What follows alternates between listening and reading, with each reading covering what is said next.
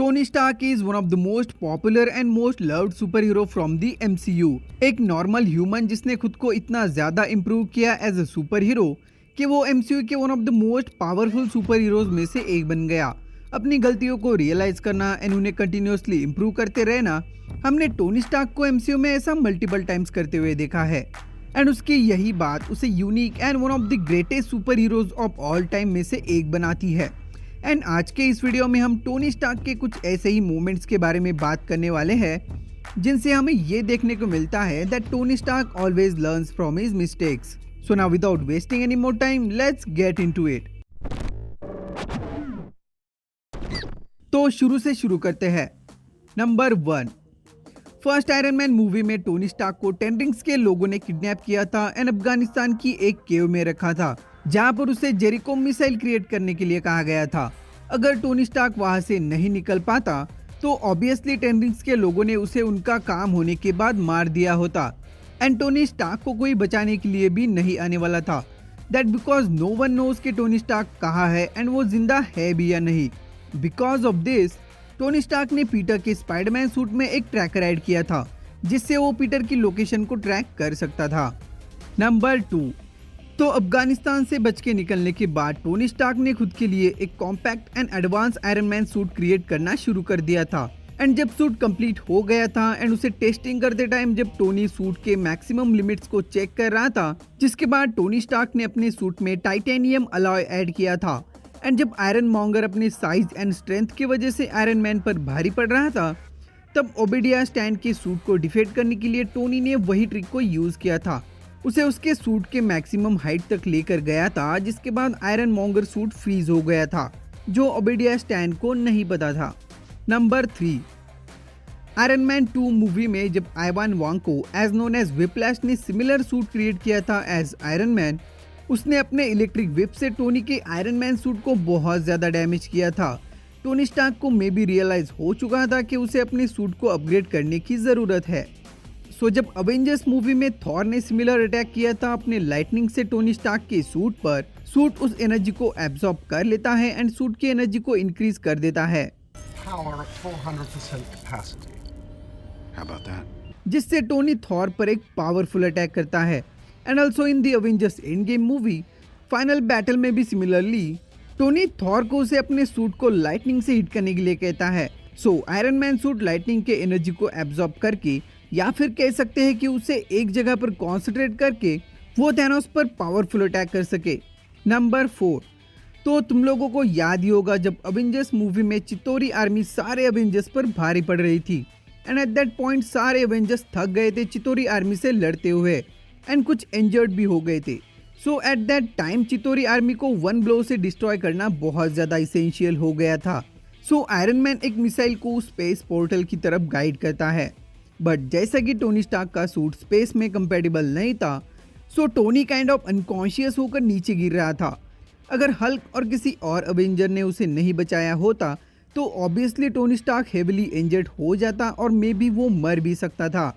जिसके बाद Tony Stark ने मार्क 50 को इस तरह से क्रिएट किया था कि वो सूट ना सिर्फ स्पेस में कंपैटिबल था बट ऑल्सो टोनी स्टार्क उस सूट को यूनिवर्स के किसी भी प्लैनेट पर यूज कर सकता था। और इसके बाद टोनी ने मिनी थ्रस्टर्स को भी क्रिएट किया था जिसे हमने स्पाइडरमैन होमकमिंग मूवी में देखा था, जो डिस्ट्रॉय हो चुकी शिप को पुश करने में हेल्प करते हैं। अगर टोनी के पास ये मिनी थ्रस्टर्स पहले होते तो टोनी को खुद मिसाइल को गाइड या पुश करके स्पेस पोर्टल में नहीं लेकर जाना पड़ता और खुद की जान को खतरे में भी नहीं डालना पड़ता। नंबर 5, तो आयरन मैन 3 मूवी में अपनी सूट्स की बैटरी डाउन होने की वजह से एंड खुद अनकॉन्शियस होने की वजह से टोनी स्टार्क अपने आयरन मैन सूट के साथ टेनेसी में निगेटिव टेम्परेचर में अकेला फंस गया था, जिसके बाद उसने पीटर के सूट में हीटर्स ऐड किए थे। सही है ये तो यार, पीटर के मजे है। जिन प्रॉब्लम से टोनी स्टार्क को सफर करना पड़ता है, पीटर को उन प्रॉब्लम से गुजरने की जरूरत नहीं है। नंबर 6, आयरन मैन 3 मूवी में ऑल्ड्रिक किलियन की फिजिकली एनहांस आर्मी के साथ फाइनल बैटल में टोनी स्टार्क एंड रोडी अपने सूट्स के बिना स्ट्रगल कर रहे थे एंड देन टोनी ने अपने सूट्स के आर्मी आयरन लीजन को यूज किया था, बट आयरन लीजन के सूट्स बहुत ज्यादा वीक एंड डिपेंडेंट थे। डिपेंडेंट इन द सेंस कि उन्हें ऑपरेट करने के लिए पायलट की जरूरत थी। जिसके बाद टोनी ने न्यू आयरन लीजन आर्मी को क्रिएट किया था जो बहुत ज्यादा पावरफुल, इंटेलिजेंट एंड इंडिपेंडेंट थी, जिसे हमें Avengers as of Ultron movie के फर्स्ट बैटल में देखने को मिला था। ऑल्सो सुकोविया के लोगों की हेल्प करते हुए भी देखने को मिला था। Number 7, Captain America Civil War movie में एंटमैन को सबसे पहले एमसीयू में इंट्रोड्यूस किया गया था। एंड अवेंजर्स के बीच के एयरपोर्ट वाले बैटल में एंटमैन कैप्टन की टीम से फाइट कर रहा था। चांस मिलते ही एंटमैन आयरन मैन सूट में एंटर करता है। जो गैप्स होते हैं आयरन मैन सूट के पार्ट्स में उनसे, और ऑब्वियसली सूट के अंदर घुसते ही एंटमैन सूट के पार्ट्स को अंदर से डिस्ट्रॉय करने लग गया था। वैसे आयरन मैन सूट में fire deploying suppression system added थी, जिसकी वजह से एंटमैन टोनी स्टार्क के सूट को इतना डैमेज नहीं कर पाया था। बट एमसीयू जितने स्ट्रेंज कैरेक्टर्स एंड बीइंग से भरा पड़ा है एंड जितने different types of super villains के साथ आयरन मैन को फेस करना पड़ता है, फिर से कोई ऐसे आयरन मैन सूट में एंटर ना हो, उसके लिए टोनी स्टार्क ने नैनो पार्टिकल से बना हुआ सूट क्रिएट किया था, जिसमें एब्सोल्युटली 0 गैप्स थे। नंबर 8, विजन की गलती की वजह से फैल्कन पर किए हुए उसके अटैक की वजह से रोडी का आर्क रिएक्टर डिस्ट्रॉय हो गया था एंड वो पावरलेस सूट के साथ तेजी से नीचे गिरने लगा था। टोनी स्टार्क एंड फैल्कन भी उसे बचाने की कोशिश करते हैं, बट दोनों ही रोडी को गिरने से नहीं बचा पाती, जिसके बाद टोनी ने मार्क 50 में रॉकेट बूस्टर्स को ऐड किया था to be fast enough. And also इसी के बाद आई थिंक टोनी ने पीटर के सूट में भी पैराशूट्स को ऐड किया था। पीटर के मजे है भाई। अगेन इसी मूवी के एयरपोर्ट वाले बैटल में ही टोनी वांडा एंड हॉकाई के अटैक से खुद को नहीं बचा पाया था, बिकॉज उसे फ्लाई करते हुए खुद को स्टेबल रखने के लिए अपने हैंड्स का यूज करना पड़ता था, जिनसे एट द सेम टाइम वो अटैक्स नहीं कर पाया था। इसी को करेक्ट करते हुए टोनी ने मार्क 50 में फ्लाइट स्टेबलाइजर्स को ऐड किया था जो उसके बैक पर विंग्स की तरह अटैच थे। सीरियसली यार, mark 50 was upgraded on another level.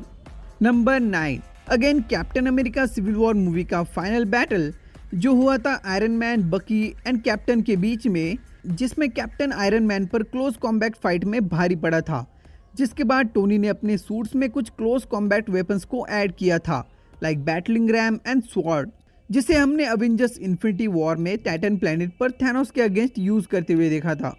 Number 10, तो अवेंजर्स इन्फिनिटी वॉर मूवी में टाइटन प्लैनेट पर हुए टोनी स्टार्क एंड थैनोस के बीच हुए बैटल में थैनोस के अटैक्स की वजह से आयरन मैन सूट्स के नैनो पार्टिकल्स सेपरेट हो गए थे। वैसे टोनी स्टार्क ने इन अटैक्स को डॉच करने के लिए नैनोटेक शील्ड का यूज किया था, बट शील्ड भी नैनो पार्टिकल से बनी हुई थी, सो उसकी वजह से वहां से भी पार्टिकल सेपरेट या फिर डिस्ट्रॉय हो रहे थे। सो अवेंजर्स एंड गेम मूवी में टोनी ने वकांडियन होलो शील्ड का यूज किया था एंड ये वही टेक्नोलॉजिकली एडवांस शील्ड थी जिसने पूरे वकांडा को भी प्रोटेक्ट किया हुआ था। That's it for this video. I hope तुम लोगों को ये वीडियो पसंद आया होगा। अगर पसंद आया है तो ऑब्वियसली लाइक कर देना है एंड चैनल पर नए हो तो सब्सक्राइब भी कर देना है। मैं मिलूंगा तुम लोगों से मूवीज हंगर के एक और नए वीडियो में। तब तक के लिए be hungry for movies and series. Thank you so much for your time.